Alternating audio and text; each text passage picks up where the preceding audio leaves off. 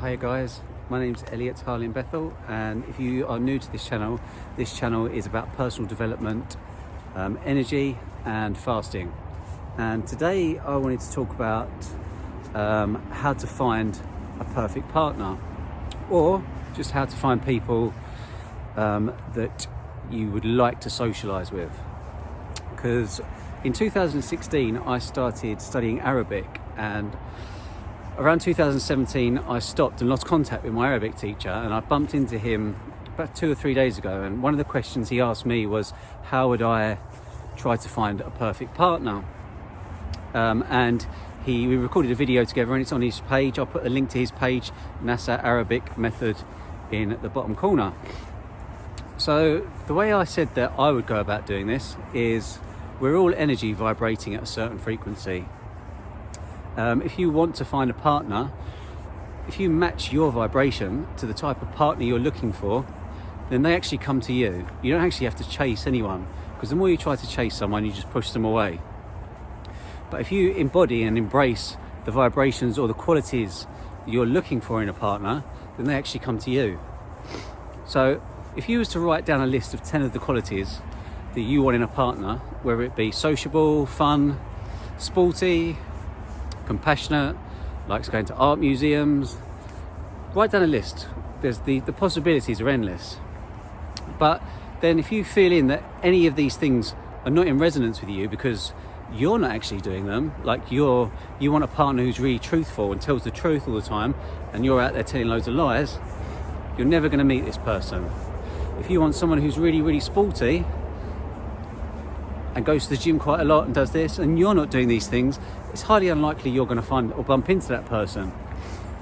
So whatever you're looking for in a partner, try to embody yourself. And I'm saying qualities because I'm not saying go and dress up in women's clothing and go out walking around in high heels or anything. Just embody the qualities that you want in that person. Because what happens is when you embody the qualities and the energies of that person, or the person that you'd like to meet, they actually start coming to you.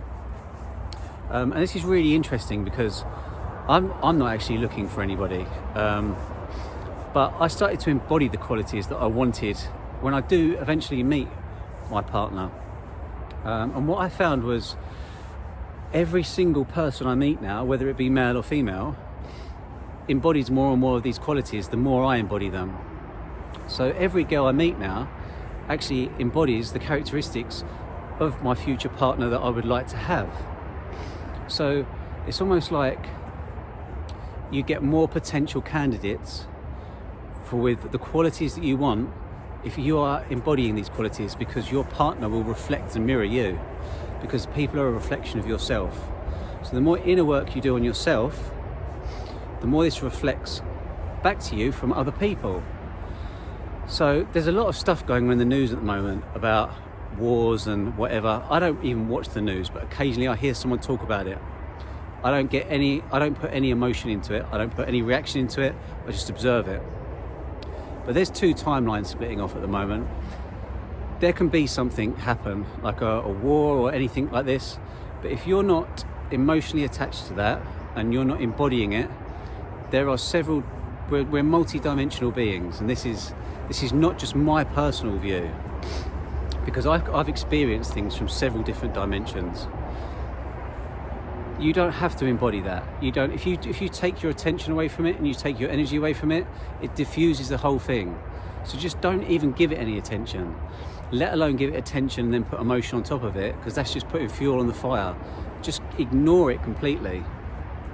Got a little bit off topic there, but back to finding the perfect partner. So the more inner work you do on yourself and the more you try to embody what you're looking for in a partner, the less chasing you have to do. Because as a youngster growing up, when I was really, really young, I was absolutely terrible with girls, and I'd always try and chase girls, and I'd always treat them like princesses, and I'd see my friends off treating girls horribly and getting loads of girls. And if anyone's ever read a book called The Game by Neil Strauss, it teaches a very, very strong way of manipulation, which worked for a certain amount of people, but the energy exchange that this book was teaching people was pretty horrendous, to be honest, because it was very manipulative. I'm going to do a video tomorrow about reincarnation and how energy can't be destroyed or created, but how it can be transferred or transformed from, say, negative to positive, or say from a human to another human, or a human to an animal, because we are energy vibrating at a frequency. And a lot of people I talk to in general don't believe in reincarnation. But if we are energy, and all of these people that don't believe in reincarnation admit to me they believe we're energy, I like to ask them, where does this energy go when you die? Because if energy can only be transferred or transformed, it's going somewhere. And I'll do, as I said, I'll talk more about this on the video tomorrow, but it's an interesting one. But with energy, sometimes you find, if you're standing next to someone, your aura and their aura have what's called a vesica piscis in between. So your circle and their circle, combined with a little bit, has a vesica piscis in between. And this is almost like a shared field of information, because I do certain techniques and healing modalities with people, like eye gazing, where you can sit within someone's aura and you can stare into their eyes and you can plant emotions into that energy field. Like if I bring on an emotion in myself of happiness, I can see that person shine that happiness back to me, and I can say to them, did you feel that? And they'll feel it. And likewise, you can do it with various different things. So the energy that you're putting out can be felt by other people as well. So it's always good to make sure the energy you're putting out is for the greatest good, for the highest number. So be very aware of the energy you're putting out. For instance, yogis in India, I've heard of people, and this made me very aware of the foods and the drinks that I was consuming. I heard of an Indian yogi who would not let his daughter or son drink any water that had been served by someone who was angry. And it's really got me thinking, because this water had absorbed the energy from the angry person, and we're 72% water, and then if you consume that water, you're consuming part of that angry energy. Again, this is the reason why I gave up eating meat, because of the way the meat industry and the animal product industry is. You're just consuming a load of negative energy, a load of stress. And when I gave up eating meat, my anxiety went overnight almost. And then when I learnt that even fruits and vegetables, I mean, they're 90% water, and the way they're transported around, if they're transported around people that are angry, if they're cooked in a kitchen with a chef that's very angry, then that fruit or veg or whatever food is going to absorb some of that energy, and you're putting it into your body. You're putting it into your energy field. That energy is going into your energy field, and you have to process it and work it out. So if you're eating some negative energy, your body's going to have to process that, and you've got to work out that negative energy from that food that you've eaten, which is just another form of energy at the end of the day, in order to then go back to your pure energy yourself. So this is why I do a lot of fasting, because when you fast, you bring yourself back to your purest form of energy, because you have no other foreign energies in your energy field.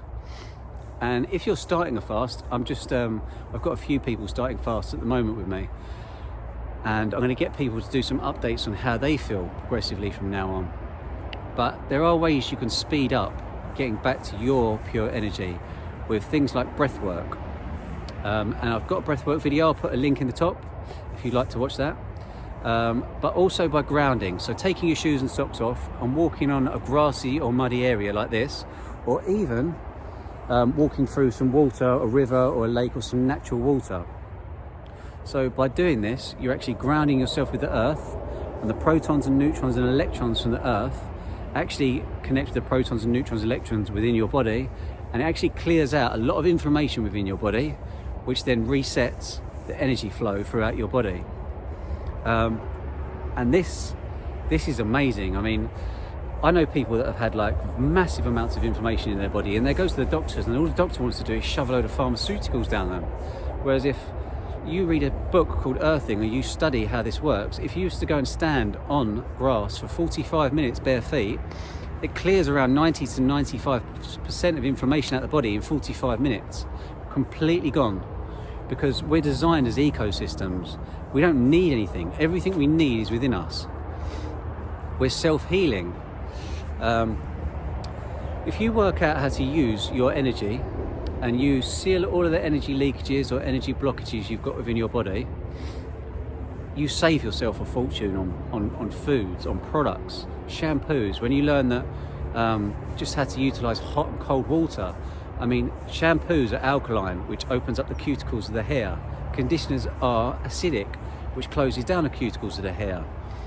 You can use hot and cold water in a similar way. You can use so many different things, but you're made to believe you need to buy these products because it's an industry. And we're taught these things from a very young age. 1 to 7, you're put into schools and you're taught these things, and then you embody these things and your body actually starts to rely on them because you believe you need them. But when you start to unlearn everything and you start to realize you don't need anything, you are a thought form. Whatever you think, you can make happen. I've seen some amazing, phenomenal changes in my body just from changing up my thoughts and from changing up my emotions and the feelings that I put into my thoughts. I'm going to end the video there because I'm trying to keep all these around 10 minutes. If you'd like me to talk about anything in particular, please comment below.